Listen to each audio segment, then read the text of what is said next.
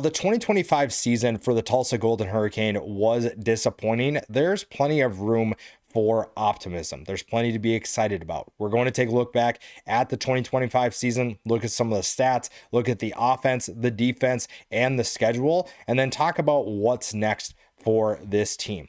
We'll start with the numbers. A 4-8 season isn't going to build a ton of confidence on the surface, but when we dive into this team here in a little bit, you're going to see that there is room for excitement. A 4-8 season this year to follow up a 3-9 one in 2024, not great. 4-8 the year before in 2023, 5-7 in 2022. This team has not made a bowl game since the 2021 season, and that's been very disappointing. But Trey Lamb is in his first season here, and we did see some good things. Now, the wins and losses didn't stack up how they wanted. It started 1-0 in August, and then from there, they followed that with a 1-6 September and October. Finishing in November 2-2 showed you some things. We'll dive into the schedule and what those things were here in just a little while. The offense had its moments, but struggled to put up points overall. The defense had its moments as well. There's some big time players that helped them, but not enough to help them win enough football games. And really, when it looks to like scoring, the first quarter was where they were probably the strongest, outscoring their opponents 72-68. But the second quarter is where things kind of fell apart, getting outscored 77-112. And the third quarter and the fourth quarter didn't do much to help them in that regard. So some things to definitely work on to fix.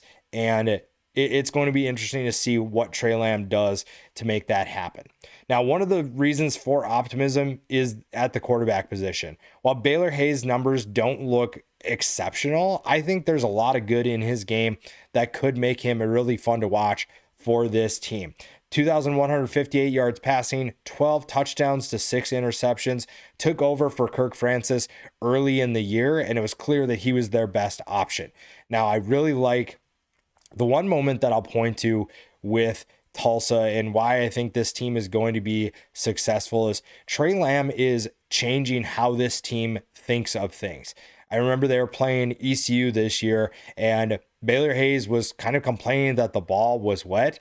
And Trey Lamb basically comes out and says, it's not wet, you're fine. And some might view that as dismissive, but he's also setting the expectation of we're going to deal with our circumstances. We're going to adapt to adversity. And I think that shows you where he believes this program can go. He can fix their mindset. And I thought that Baylor Hayes played really well after that. I think that that's something that will be really fun to watch going forward. I believe in Trey Lamb. I believe in this offense and what it could be. And some of the things that we saw this year kind of show you that. Now, the rushing attack was solid for this team as well. Dominic Richardson, I talked about him coming into the year and how much I really liked this fit. I thought that he could get back to what we saw at Oklahoma State. You saw some good things from him in his past, whether it was at Baylor, whether that was Oklahoma State. And I think that he needed an opportunity to build his confidence. Ever since that game against Colorado where he fumbled in the end zone late in the game, I think that his confidence took a hit and he needed a place where he could rediscover that. He did that at Tulsa. 1,065 yards, 5 touchdowns. And when I wrote about this team coming into the year, I said that there was a chance that Richardson could be 1,000-yard back. And I thought that was an opportunity for him to show his talent. Clearly established himself as RB1 and was a great player for this team. Ajay Allen, solid backup, 497 yards and 5 touchdowns there. Baylor Hayes is also a factor as a runner, 188 yards and 3 scores for him there.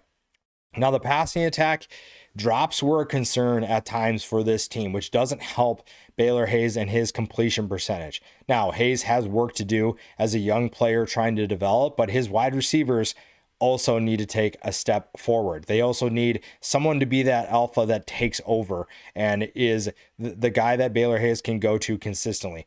Brody Foley led the team with 528 yards and 7 touchdowns. Zion Booker led the team with 46 catches, but only had 418 yards and 2 touchdowns. So this group overall wasn't the most explosive. It wasn't the best, most consistent passing attack that you'll see. And that's obviously going to be problematic if you are looking to balance out this offense. The rushing attack obviously did its part, but you're going to have some changes in that department. So the passing attack needs to find who is going to be their next big time player to help out a quarterback that has a bright future. So the offense, I think, is headed in the right direction. There's some things obviously that need to get fixed, but the offense, I think overall, is in a pretty good place.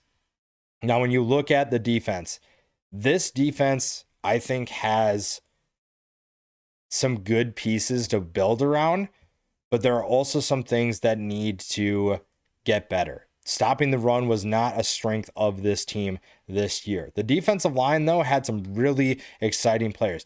Byron Turner, 6.5 tackles for loss, 4.5 sacks. Jaden Burnett, who has since entered the transfer portal, 9.5 tackles for loss, 6.5 sacks. Ray Coney was a big time surprise. I thought that he was going to be a nice player for this team. Comes with Tre Lamb from East Tennessee State. And when you look at what he did this year, it shows his playmaking ability. 129 tackles, 7.5 tackles for loss. The linebacker position was fairly solid, but as you can see, there wasn't a ton of disruption up front that allowed them to slow down offenses and keep them at bay. The linebackers did a lot of work, probably more than they really needed to. And that means that the runners that are getting opportunities for the opposition are getting to the second level fairly easily. So I think that's something to fix if you're Trey Lamb, and he probably knows that already. He's got some work to do in that department. Now, when it comes to the passing attack, this was actually a fairly solid pass defense. Now, while they weren't super disruptive against the run, Burnett and Turner were a big reason why they were disruptive against the pass. The secondary also had a big time player that I don't think a lot of people are still talking about. Elijah Green is someone who I thought could be an absolute stud coming into the year. I highlighted him, and I thought that he had the potential to be very good for this defense, and he was. 59 tackles, 2 tackles for loss, 7 passes defended, and a team high 5 interceptions. He was a very fun corner to watch, made things difficult for the wide receivers that he was facing. Now, did he get beat this year? Yes, there were definitely some things he could do better, but this was a guy that was a highlight on a team that, if you look at this team, you probably don't think there's a ton of highlights, but there are plenty of players that showed some exciting things. Now, whether or not they've hit their ceiling and that's the best they're going to do, don't really know yet, but Elijah Green was definitely a star. Solento Smith, Zach Williams were fairly solid, up there with tackles in 79 and 73 respectively. You had some other players that showed some promise, but you need some of them to develop. So this defense, similar to the offense, has some exciting pieces that could have bright futures. When we look at the schedule it's hard because you look at the first month, beating Abilene Christian is expected, and at least they're beating them in a way where you're not concerned about this team going toe-to-toe with an FCS team. And Abilene Christian made the FCS playoffs, so it's not like that was a bad FCS team either. Losing to New Mexico State the week after is not a good loss. That is very disappointing. That's one they should have had back, and they'd be 5-7 instead of 4-8. Navy is a good team. I don't expect this team to be able to compete with Navy, so losing 42-23, not unheard of. Beating Oklahoma State, though, was a big-time surprise. They kept that offense in check. They did enough to hold on for that win. So I think that there were a lot of people that thought, hey, maybe Tulsa is going to be a lot more difficult to beat than people expect.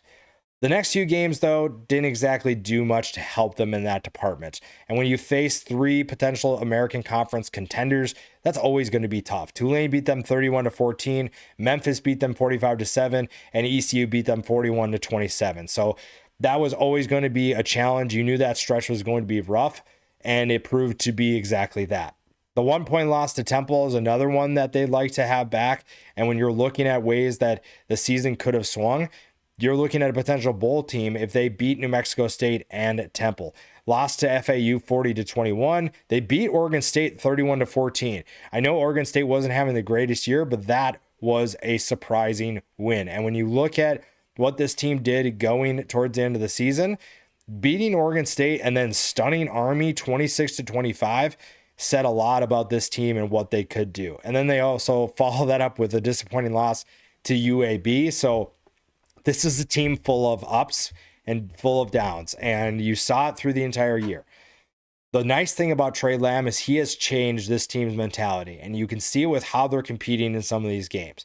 Now, some of the games they're playing, Tulane, Memphis, ECU, Navy, there's a clear either talent gap or a experience gap. So that's going to be something they have to combat. And Tulsa is not probably going to compete with the likes of Memphis and ECU and probably Tulane in terms of recruiting, but they can find ways to pull off stunners.